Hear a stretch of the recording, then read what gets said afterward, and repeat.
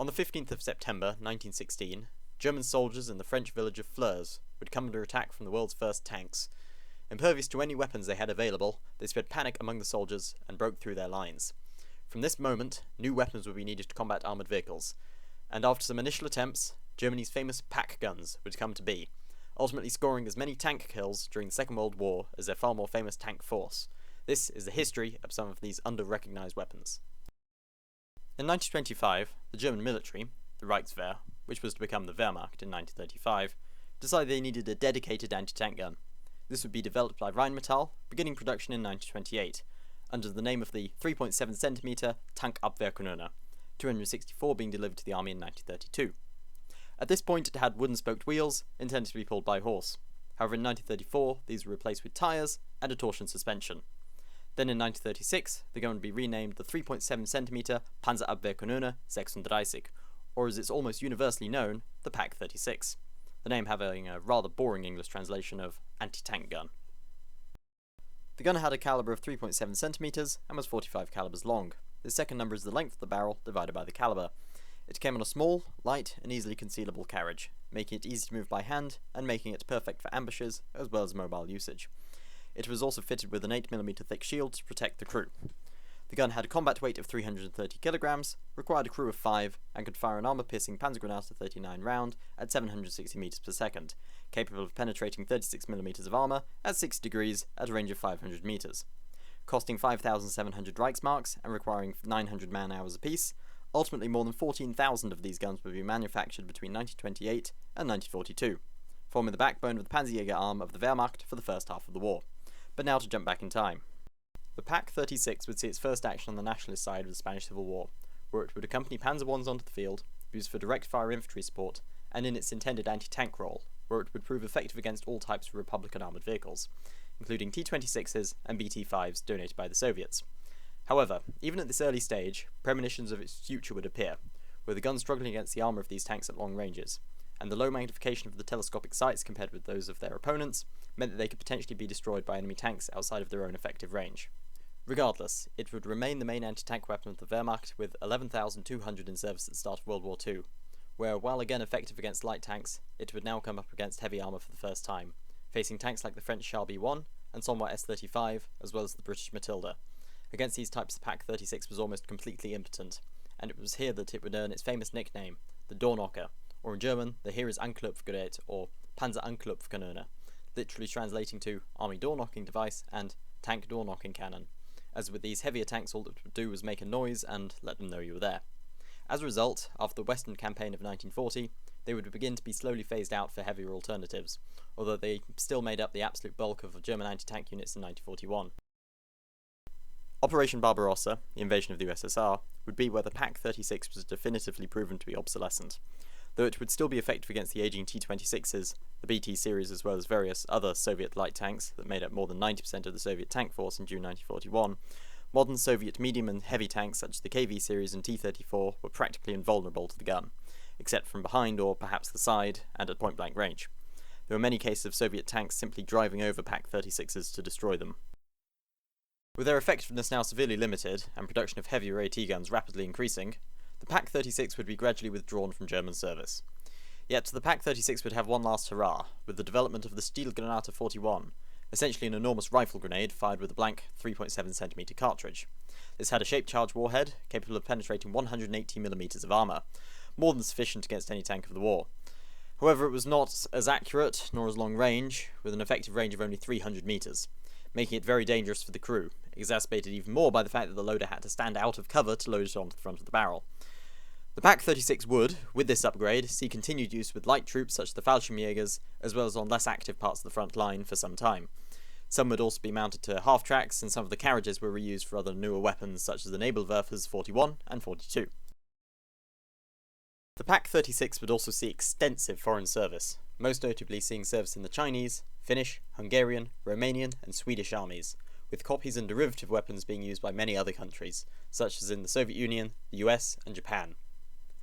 In Chinese service they were one of their few anti-tank weapons, and remained effective even past World War II against the lightly armoured tanks of the Japanese. With the Finns they helped considerably in the early phases of the Continuation War, but with the Hungarians and Romanians, their insufficient performance against tanks like the T-34 was exploited by the Soviets and was to be a major factor in the encirclement and defeat of the Germans at Stalingrad. However, even before the Pak-36 had begun to seriously show its faults, a new gun was being developed based on the lessons learned in the Spanish Civil War. Rheinmetall started development of what was to become the Pak-38 in 1938, which was to fire a 5cm shell out of a barrel 60 calibers long, with a muzzle brake at the end, increasing visibility when firing due to kicked up dust, but decreasing recoil and thus a strain on the carriage, allowing it to be lightened. The carriage itself incorporated various light alloys in its construction, a problem as later these became scarcer and prioritised for the Luftwaffe, and came with a curved shield made of two 4mm plates, spaced 2.5cm apart, providing superior protection versus one thicker plate and allowing some weight to be saved. Despite this, it was significantly heavier than the Pak-36, weighing in at 830 kilograms, more than double that of the Pak-36, severely limiting movement by hand, making concealment and operations more difficult in more confined environments, especially since the gun crew remained at only 5. However, the gun's ballistics were vastly improved, firing a 5cm Panzerabwehrkanone 38 shell at a velocity of 830 meters per second, capable of penetrating 61mm of armour at an impact angle of 60 degrees at a range of 500 meters.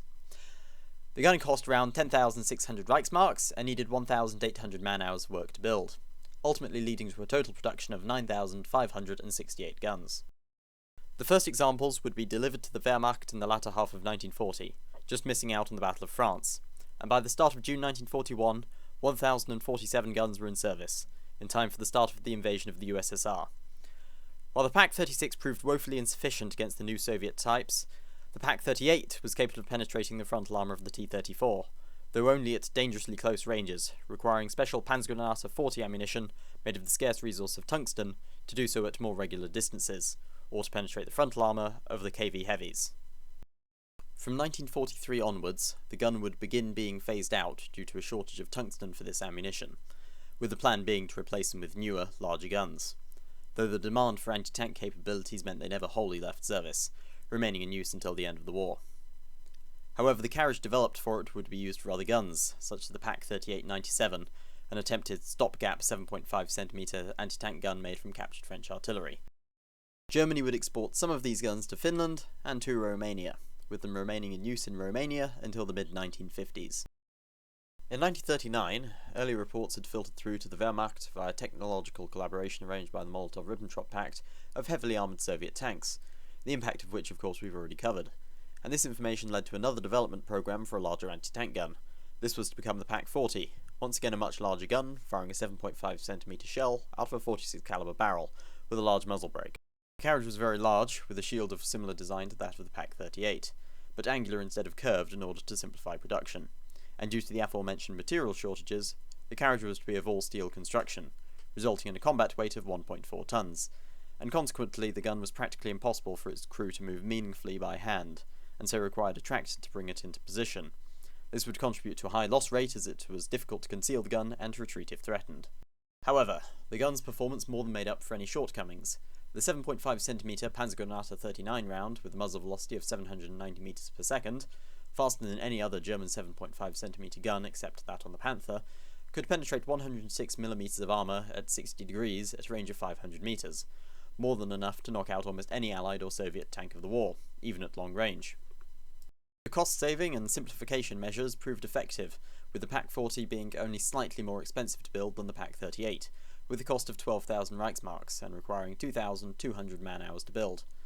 Production would continue until the very end of the war, with more than 20,000 completed, being the official main anti-tank gun of the Panzerjägers from 1943 onwards. The first pre-production Pak-40s would be delivered to troops in late 1941, but full production would only begin in 1942, becoming the new standard from 1943 on, with production then rapidly increasing. The Pak-40 would serve excellently, performing well on the defence, from Kursk to Normandy, to Belarus and Berlin. With a high loss rate, around 1,200 would be lost in Normandy, and a similar number in Belarus facing Operation Bagration in the middle of 1944 alone. The Pak-40 would be widely mounted on various vehicles, some rather makeshift, in order to try give it some more mobility, its lack thereof being its key weakness. Much like its siblings, the Pak-40 would see foreign service, with Germany's European allies primarily, then proving vital to the Finns at the Battle of Tali-Ihantala. but their effectiveness ensured their service well into the Cold War, with countries like Austria and Finland keeping them active into the 1960s. Their last combat use was in North Vietnam, where Soviet-captured and refurbished Pak-40s would be donated, and they remained in use defending the Red River until 1972. And that completes this summary of Germany's main types of anti-tank guns, and their crucial but often forgotten role. Thanks for watching the video, and if you've enjoyed it or found it informative, please consider liking, commenting, subscribing, or sharing it elsewhere for more like this in the future.